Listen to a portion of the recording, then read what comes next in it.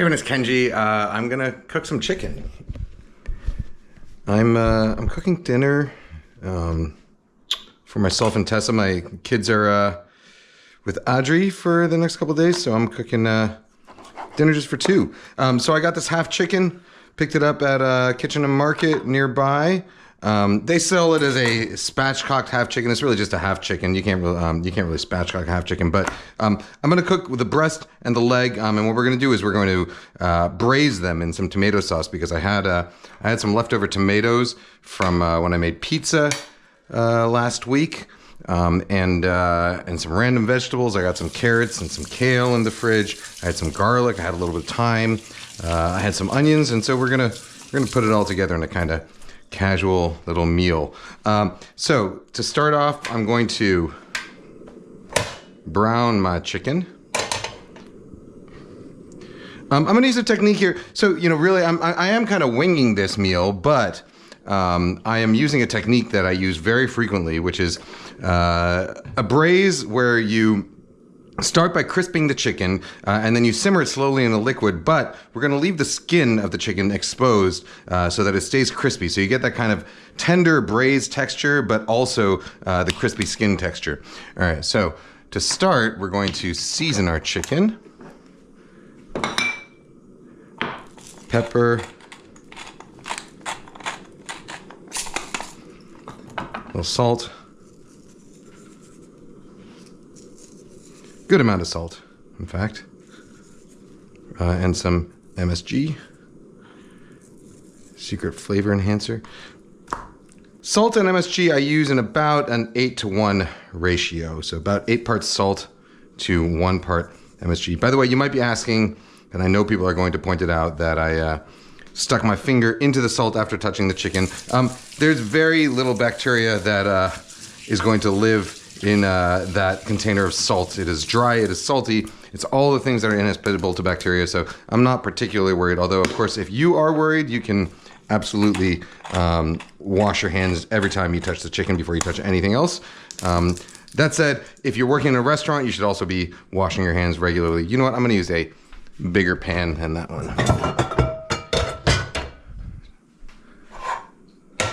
Let's go with this guy.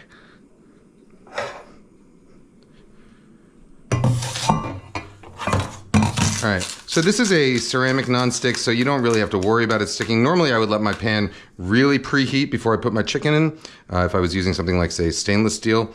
But with this kind of ceramic nonstick, you don't really have to worry too much. I'm gonna get my chicken in there. Now, the key to chicken, once you get it in there, is that you wanna kind of leave it alone.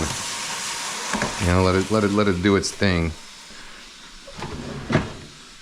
All I'm gonna do is weigh it down so that it gets good contact with the pan, and then we're gonna let it do its thing. In the meantime, I'm gonna prep my other ingredients.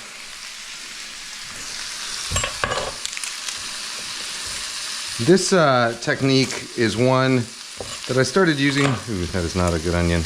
Well, let's see how much of it we can rescue.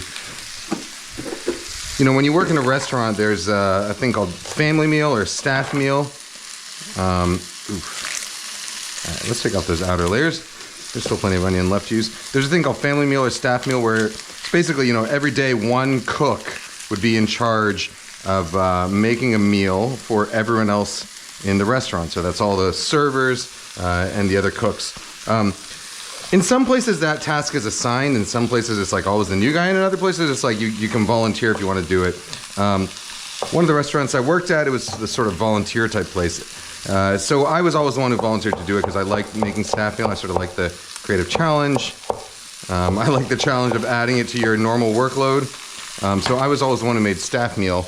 And when you make staff meal, oftentimes you're going to be working with whatever ingredients you have on hand, the things that you're not going to be serving to the customers. More often than not, that would mean some form of like the cheaper chicken parts, like the legs and the thighs as opposed to the breasts. Although these days breasts, legs and thighs are really popular again. But also things like canned tomatoes, root vegetables, onions, garlic, carrots, things that you're always going to have on hand, and that are relatively inexpensive, which means that they're also good ingredients for cooking sort of frugal meals at home.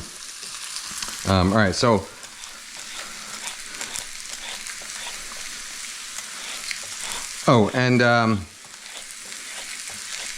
so this technique of braising with the skin sticking out is one that I've turned to quite frequently when I was making staff meal for the rest of the cooks. Let's see how our chicken is doing. We can go quite a bit longer. We're looking for it to really get nice and brown. You can see when I'm doing this, I'm trying to match the chicken up to sort of the contour of the pan, so the parts of the chicken that are curved, I try and get them into those curves of the pan. Now, if you were doing this on a stainless steel skillet, something that sticks a little more, what you would do is you'd want to put the chicken in there after the pan has been preheated, and then when you try and flip the chicken up like I just did, the chicken will not lift up until it's sort of ready to lift up. The chicken kind of tells you when it's done. So if the chicken is having trouble coming up or it feels like it's going to tear, give it a little bit longer, because it means that it needs to go a little bit longer. All right, these carrots I'm going to cut in a way that I call a faux tourné. So it's where you cut it at a 45-degree angle to your hand like that, and you rotate the carrot 90 degrees, and you cut it at another 45-degree angle, and you continue doing it like that. And you end up with these sort of chunks about this size that I think are pretty. And it also means you can cut them basically whatever size you want. And even as the carrot sort of gets thinner, you just make your cuts a little bit wider. And you end up with pieces that are sort of essentially the same size, not exactly the same size, but close enough that they're going to cook in a relatively even way, much more evenly than if you were to just sort of cut across the carrot like that. Do a couple carrots here.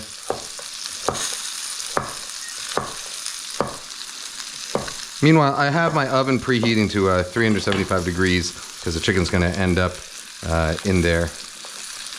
All right, and then let's do some garlic cloves. Started this out over high heat. It looked like it was cooking a little bit unevenly, so I turned the heat down to a sort of medium heat. Just going to slice this up.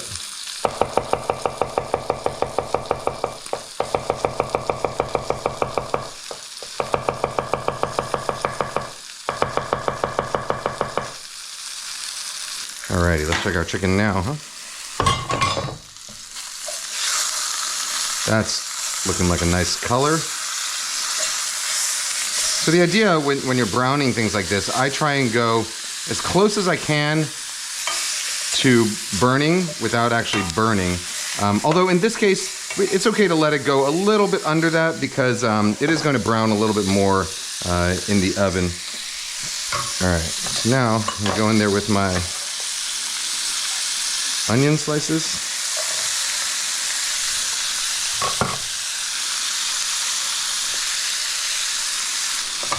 Let that second side brown just a tiny bit.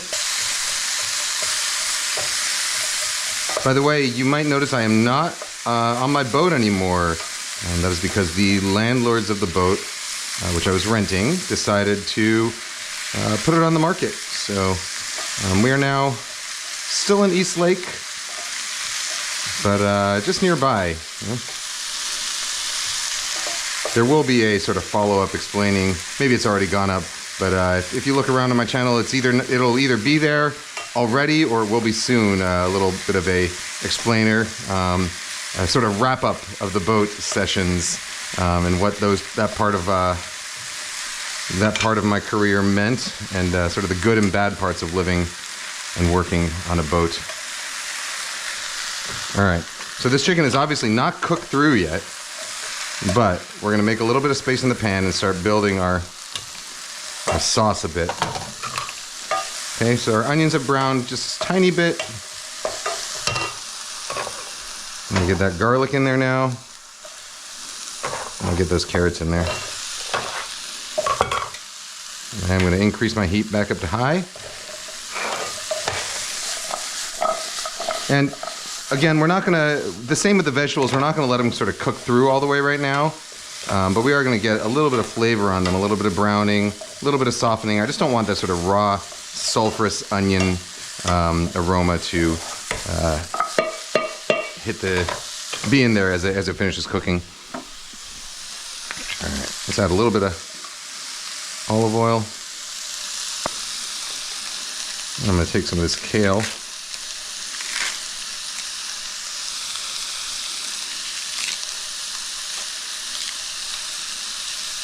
Clean it up. Kale, you want to remove the ribs like this. I made the mistake of forgetting to take the ribs. I was in an episode of Guy's Grocery Games a number of years back. I think they just recently re-aired it because a friend of mine said they saw it. But anyhow, that was probably 7 or 8 years ago. And I was doing really well. And then in the last challenge, I was just so intent on cooking that I failed to take the ribs off the kale, which is a real, amateur move. But I don't envy the people who do those cooking competitions regularly. It's a lot of work, and it's really easy to sort of get caught up in your own head and miss details. It's much harder than it's very easy to yell at the screen and say, "Oh, you forgot to do this, you forgot to do that," but it's much harder to actually remember. All right, a little bit of seasoning here. Salt, pepper, MSG. All right, and now I'm gonna get my tomatoes in there. This is just a half can of whole peeled tomatoes that I had. Let me rinse out the can a little bit, get those last bits. And I'm gonna just very roughly break up those tomatoes that were in there. I don't care how chunky they are. I just don't want those, whole tomatoes in there, and I want to release sort of the innards,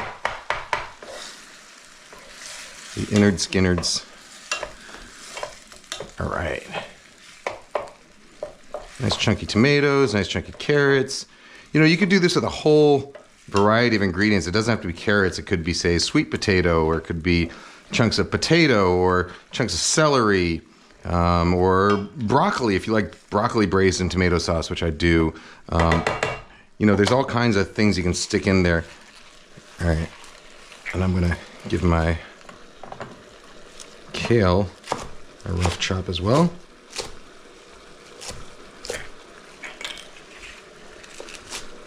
It could also be, like a can of cannellini beans, or a can of chickpeas.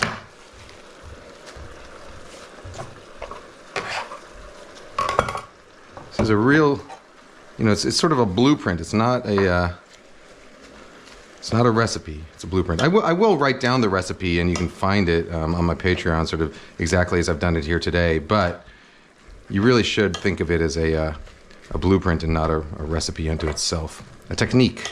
Techniques over recipes always. I've gotten comments about my bare feet before. Or about my holy socks. And so you might notice that today I am wearing socks from Bombas, which are who are the sponsors of today's video. They sent me these socks, as well as a bunch of other pairs that I just got back from a trip in Utah with my kids. I use them for hiking. I use them for walking through town. I use them for horseback riding. They are extraordinarily comfortable socks. They don't have a seam at the toe, which is one of my big pet peeves, like when that seam at the toe gets under your toe or gets in between your toes and makes you real uncomfortable in your shoe, and you can't figure out whether to pull it forward or backward, and inevitably you get a hole there. Folks who are experiencing homelessness, the number one most requested clothing item in homeless shelters is socks. Because people don't think to give socks. So Bombas has donated over 150 million socks. Essentially, when you buy a pair of socks, they donate a pair of socks. And the other thing is that they have a full, no questions asked guarantee. So if your sock gets a hole in it for whatever reason, your dog eats it, your cat rips it open, you send it back and they will send you a replacement with no questions asked. All right, so you see I've started my sauce here. Got all my vegetables in there, and I've kind of just nestled my chicken in. So what I'm trying to do is get the chicken mostly submerged, but with the skin just showing up like that. And then I'm gonna pop this right into my 375-degree oven. It's gonna simmer a little bit, it's gonna brown a little bit, and we will come back and check on it. I imagine that, you know, with a breast that size, we want it to get up to 145 to 150 degrees. It will take about 30 to 40 minutes or so. So I will see you in just a minute or two because I forgot to add my thyme. I'm gonna reserve a little bit for garnish at the end, but otherwise I'm gonna kind of sprinkle and nestle this thyme over here. I wouldn't stick your hand into an oven like I'm doing right now, but you know, I'm a professional.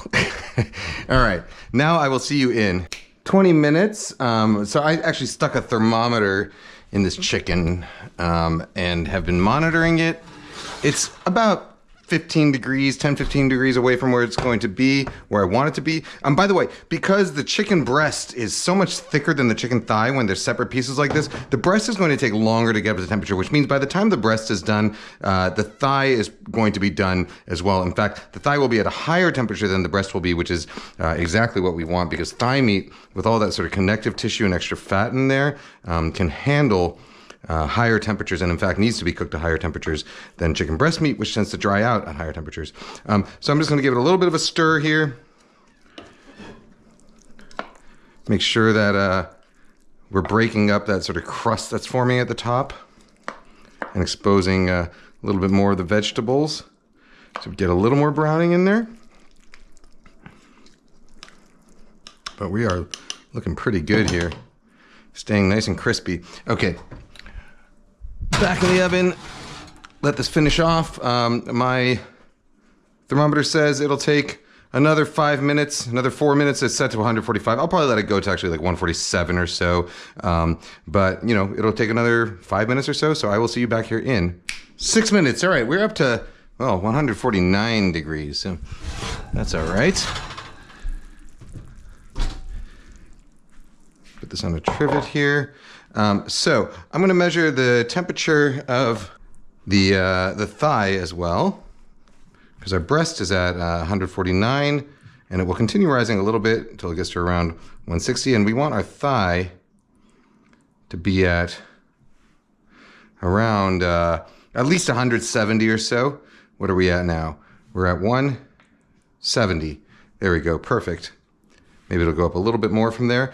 175. All right, so anywhere above 170 is fine for the thigh. That means that that internal tissue is going to be sort of softened and tender. And the chicken, the breast, as long as it's above 145 or so, at this rate of cooking, it should be safe. And as long as it's below 160 or so by the time it's done rising, it will be nice and juicy. So some people, you might be asking, you know, chicken, you've heard that you have to cook it to 160. 160 or 165 even, I think the government says 165. 165 is the temperature at which you get a 7 log reduction in bacteria. Pretty much instantaneously, under 2 seconds. So 7 log reduction means that out of every 10 million bacteria that are there, only 1 will survive after those 2 seconds, which is what pasteurization temperature is essentially. You can get that same bacterial reduction at various different timings and temperatures. So bacterial safety is not just about temperature that you reach, it's also about time. So once you're above 140 degrees or so, you're sort of actively killing bacteria. So you can get the same bacterial reduction at 140 degrees as long as you give it more time. And given that we are above 140 degrees now, we're at about 148, it's going to continue rising till it's at least 150, maybe 155 or so. And it's been doing this over the course of now about 15 minutes, above 140 that is, and it will continue to do that as we let it rest. By the time that we actually dig into this and eat, we will have reached that pasteurization threshold. So Anyhow, that's why I feel safe eating my chicken like this. If you want to take it all the way to 165, that is totally up to you. But at this point, I'm going to let this chicken rest. You can see it's nice and brown. It's going to be fully cooked. I'm going to let it rest for a few minutes, and then we're going to serve it, all right? So I will see you in 5 minutes. All right, so Tessa and Chen have arrived, and the chicken's ready to eat. All right, so I'm going to put the chicken... Oh yeah, you want some chicken, huh? On the cutting board, I'm gonna scoop out some of the veg into the bowls. Actually, what I'll do is I'll taste for seasoning first. So, you know, like I was saying, this dish you could do, it's really just a blueprint, you know. This is the first time I've ever made it this way, and I made it this way because these were the ingredients I had. But, you know, you could add, like, capers in here, you could add olives in here, you could do a completely different liquid, you could do... something like a green chili. You could do Brussels sprouts. You could do eggplant, you know, any kind of vegetable you want and any kind of liquid you want. The real technique is just browning the chicken, adding your liquid in there, and then making sure that the chicken is nestled back in, but with the skin sticking out of the top so that the bottom of the chicken braises and the top of the chicken stays nice and crisp. And let's see, let's get do you want drumstick or thigh? Drumstick. Drumstick, all right. A drumstick here, and a thigh here. And then let's do some slices of breast on both.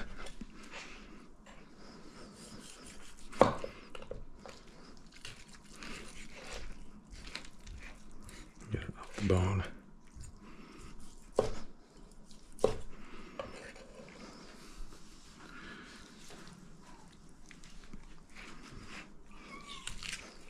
Oh, hi kitty. We got a full house of animals here today. All right, so you can see when you take chicken to 145 and let it sort of carry over, just how juicy it stays. Even the breast meat is real juicy, and that's even without brining it, you know? It's just seasoning and cooking it. Leave the scraps there for whoever wants them after. And finish off with a little bit of thyme.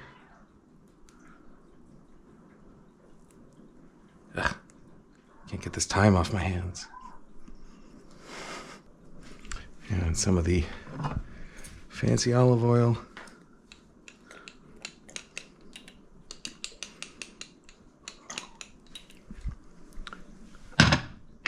And some fancy salt. All right.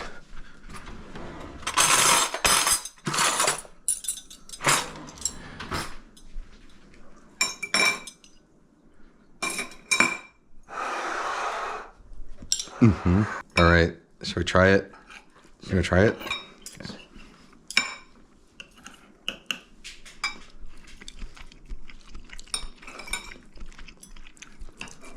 Good chicken. Ooh. Chen, you want a little piece of chicken? Can I give him a little piece of chicken? Yeah. Chen, come here, bud. Good boy. Oh. Stay down. Good boy. Juicy. Juicy, right? Mm-hmm. Right. Real juicy. Really juicy. Oh, and the carrots are carroty. Mm-hmm. And the kale is, what's the word for the kale? Huh? It's killer. It's kaler. All right. Braised chicken with brown skin and vegetables. Guys, gals, and non-binary pals and four-legged friends. See you later.